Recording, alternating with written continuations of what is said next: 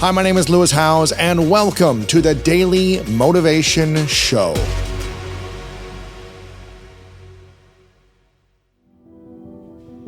I do think we've taken a step back actually in-person communication, a huge step. Everything now is people are more comfortable in texting and communicating through social, and then when it comes to in-person, something's completely shifted. You can see people having a harder time communicating in person, and everyone's kind of deviating towards typing, texting, or email. It's become the comfort What's the easiest way to communicate without? Text. Yeah, exactly. So here's the thing. In person is the best way to communicate, by the way.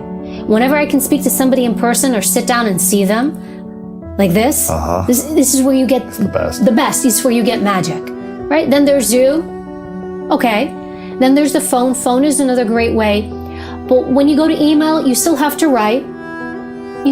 But long form sentences, you have to write properly. Texting is just a couple of words. Yeah. And that is where everyone's kind of shifted to, gone. When I text or when I post on social, I'm not it's keyboard courage. Mm-hmm. Yeah. I'm not. You wouldn't say it to someone's face. You never say it to somebody's face. I feel like you should only say things online with what you would say to that person to their face. Otherwise, what are we doing? Yes. If you can't look at somebody and say it, then you shouldn't write it. Right. But it's the anonymity that I can write this stuff and then I can take out whatever's going on in my life out on somebody else, and I can feel brave in that way. But it's such a false way to be brave. You have to check in with yourself and realize, am I being a coward? If I can't say something to somebody's face, but I can do it over text, there's something that's missing. I think bravery is something that we don't speak about, and courage is something we don't speak about. We don't do it in a very overt way, in a very physical way, in a very engaged way. It's talked about as this thing. Oh, be brave, be motivated. Well, where is that? You have to manifest that with your body. You have to do it. And it's doing it in the day-to-day decisions that you make. Mm-hmm. So going back to my class, it's interesting. We talk about criminal justice, right? Criminology. And for example, I showed them a video of somebody who fell on these New York City train tracks in New York City. And there were all these people on the platform. One person gets down to go help the person. And so I asked them, would you do that? The majority of the class, no. No, whoa, I'm not going to do that. And I hear that and I think something is lost there amongst us.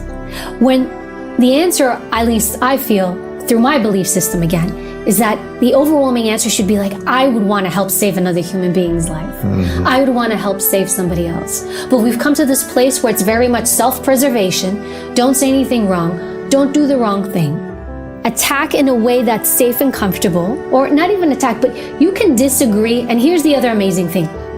I think we don't understand how to disagree. So you can disagree or you can be competitive. It's something actually that you're taught in interviewing and in interrogations. So I may, for example, I have a very strong belief system, fitness and working out. It's been part of me.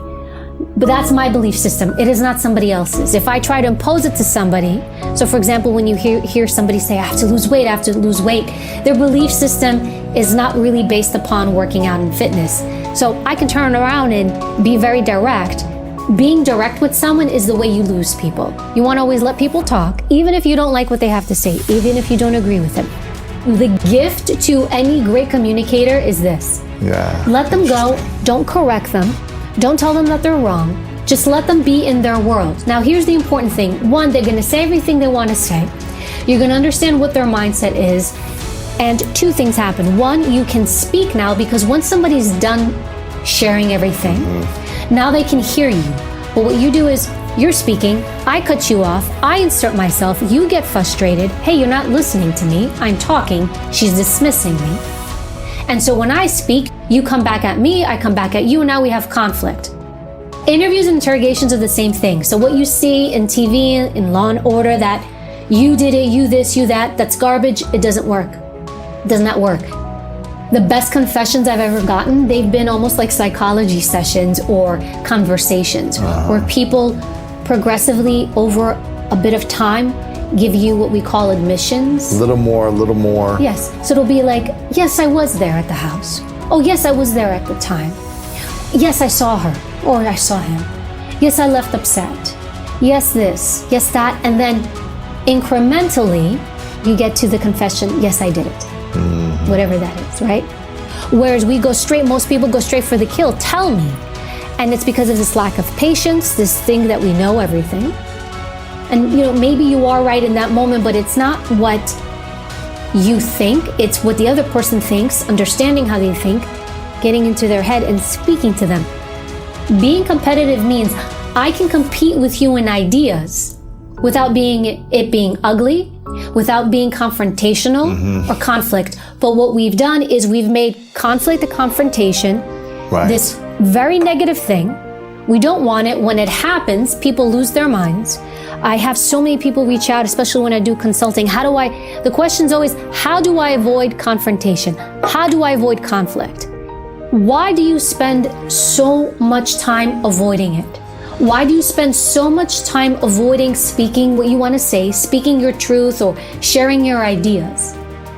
And why can you not present them in a way where there is disagreement, there is competitiveness? I compete, you compete. No, the sky's green. Well, I see it this way. Oh, I see it blue. But why do you see it this way?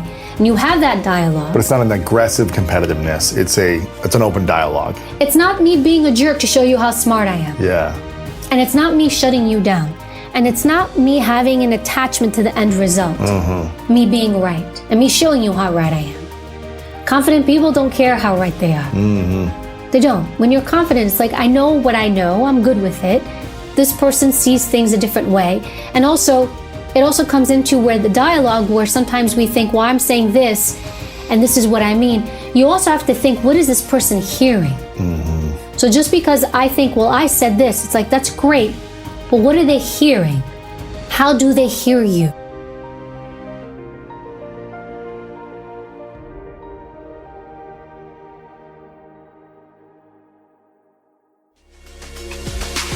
I am so excited for you to finish the rest of your day strong.